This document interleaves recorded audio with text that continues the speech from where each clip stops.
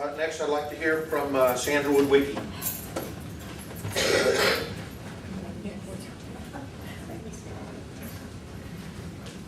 Mine's not near that form.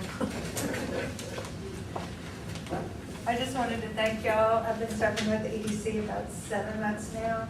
It's been a very big growing experience. I've learned a lot.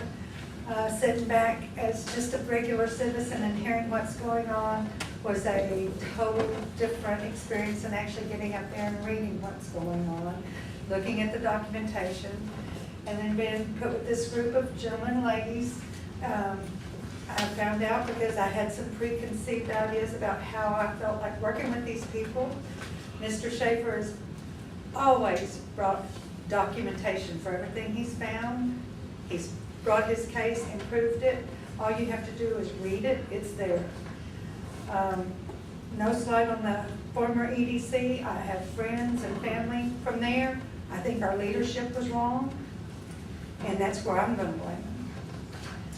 It only takes one bad apple to ruin it all, and I think somebody led us wrong. And now I think we've got the right leaders in place. We've got people with positive attitudes.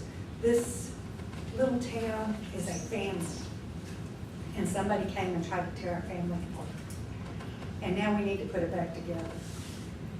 And just the eminent domain thing, I'm for the marina. I was never for eminent domain. I'm so glad that the Gores had the money to fight it.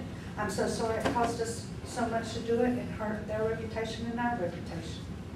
Because if they'd come after me with it, I'd have just lost my building and I'd be in jail. So it was handled very well by them. But there's voice of the people. I've read letters about how sorry a job this is doing, how sorry the marina's going. I have yet to see that person at any of the meetings. I have yet to see that person down there reading the documentation. And that's the people sitting at home, my parents including, going, what are y'all doing? Don't read that. Go down there and find out. Don't believe those people. Those are the people that are still keeping this stirred up. So if you want to get stirred up about the marina, don't do it from listening to other people and reading the paper. Be care enough to get out there, come to the meetings, and go down and read all the documentation that is laying out there. So,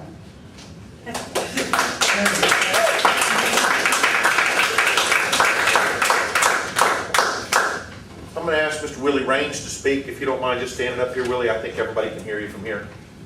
I'm going to be short and sweet, but everything that Larry and Dan and Viola and Sandra said is exactly the truth.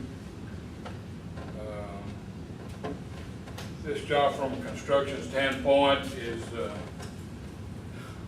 very, very small project. The person that was EDC director they hired initially to look after our interests certainly did a very poor job and got paid 5 times more than the job on this project would have required a professional contractor to pay. And I'd like to say that, and I'm going to say it, there's some of those people that worked on this board before some of us here were on it, and they did a good job, some of them, and some of them are ethical, good people, Lewis Jones, Ron Terry, and some others. And they didn't know what was going on, maybe they should have, but they didn't. But it's time for heating in this town. Let's get on the show and get it fixed. Thanks. Thank you, Mr. Raines.